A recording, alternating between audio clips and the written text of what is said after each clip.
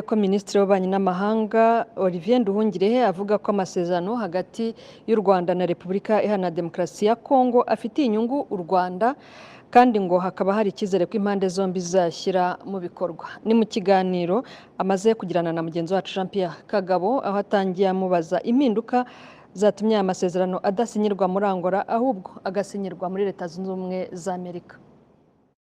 Murakoze, nibyo koko ku itariki ya 27 z'uku kwezi twasinye amasezerano y'amateka, amasezerano y'amahoro hagati ya Repubulika Iharanira Demokarasi ya Kongo n'u Rwanda, tukaba twizera ko tuzayashyira mu bikorwa. Icyahindutse urebye n'amasezerano ashize, hari byinshi wenda byahindutse biri muri aya masezerano bitari mu masezerano yagiye aganirwaho mu biganiro bishize. Mbere na mbere nuko aya masezerano ya Washington azajyana n'andi masezerano. Hari ibindi biganiro birimo biba i Doha hagati y'umutwe wa AFC 23 na guverinoma ya Kongo.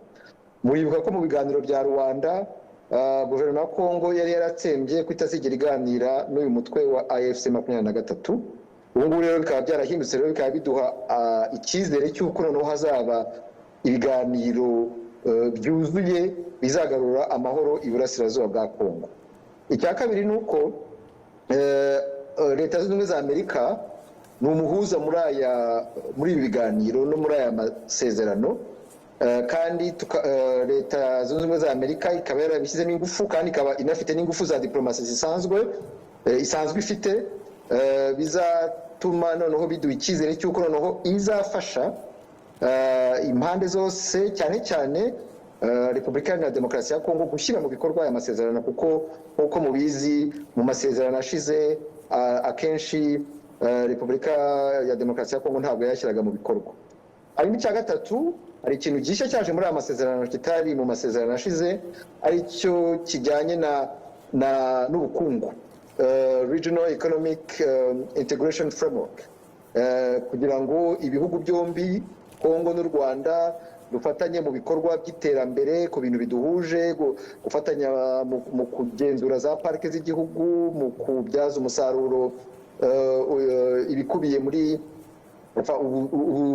navuga umutungo uri muri Lake Kivu, mu kiyaga cya Kivu, nk'ibikorwa byo guteza imbere amashanyarazi ashingiye ku mazi nk'uriya mushinga wa Rusizi, ndetse no gufatanya mu byerekeye amabuye y'agaciro, cyane cyane aya mabuye bita critical minerals, the 3Ts. Ngira ngo ibyo ngibyo ni ibintu bishya birimo mu masezerano, ngira ngo bizadufasha mu kugera ku iterambere rirambye ndetse no kugarura amahoro arambye mu karere k'ibiyaga bigari. Mwakunze gusaba ko kugira ngo iki kibazo cyemuka ari uko harebwa umuzi w'ikibazo, ndetse n'icyatumye mudasinya muri Angola mu kwa 12 mwaka ushize nuko ingingo ivuga ko ibiganiro bya 23 na Leta ya Kongo bitari byabaye, bitari byashyizwemo. Ubu mufite cyizere kiko noneho aya masezerano azashyirwa mu bikorwa? Ubu ngubu hari amasezerano ya Washington hagati y'ibihugu bibiri, u Rwanda na Kongo, ariko tukaba twariyemeje muri amasezerano noneho gushyigikira biriya biganiro bya Doha hagati y'umutwe AFC 23 na guverinoma ya Kongo. Bazaganira barebe ukuntu bakemura mu mizi ikibazo gihari iburasirazuba bwa Kongo, cyane cyane ibijyanye n'abari abanyekongo bafite umuco bavuga ururimi rw'ikinyarwanda, cyane cyane abanyekongo b'abatutsi bamaze igihe bahohoterwa na guverinoma zinyuranye za Kongo. Rero ni icyo gitanga icyizere cy'uko noneho n'ibibazo mu mizi muri kariya karere bizashakirwa umuti. Hanyuma natwe ku ruhande rwacu, ku ruhande rwa Kongo n'u Rwanda, tukazakemura ibibazo by'umutekano bihari hagati yacu, cyane cyane iki kibazo cya FDLR. Ngira ngo twafashe inyandiko twari twayemeranyijweho ku itariki ya 25 gushyinga umwaka ushize i Rwanda, inyandiko bita CONOPS, Concept of Operations, ni inyandiko ya gisirikare igamije kurandura umutwe wa FDLR, ari byo bizatuma Leta y'u Rwanda ivanaho ingamba z'ubwirinzi. Ariko Minisitiri Mukiraho, numvise ikiganiro Minisitiri mugenzi wawe Kayikwamba yahaye itangazamakuru, yavuze ibinyuranye n'ibyo mwe mwavuze. We aravuga yuko FDLR kuyihashya no kuyirwanya ngo bizaza bikurikira ko u Rwanda ruzabanza kuvanaho ingamba z'ubwirinzi? Ibyo biroroshye, ni ugusoma iyo nyandiko ya CONOPS. Iyo nyandiko ya CONOPS ntabwo ari inyandiko iri mu kirere. Iyo nyandiko ni umugereka w'amasezerano twashyizeho umukono. Ivuga ibijyanye no kurandura umutwe wa FDLR, neutralization of FDLR, ndetse no gukuraho ingamba z'ubwirinzi, ndetse hari n'ingengabihe yabyo. Hari ingengabihe ivuga ko bigomba kuba byakozwe mu minsi 90, kandi tukaba twarabyemejwe. Ibyo ntabwo ari n'ikintu gishya, ni ibintu twemeranyijweho i Rwanda.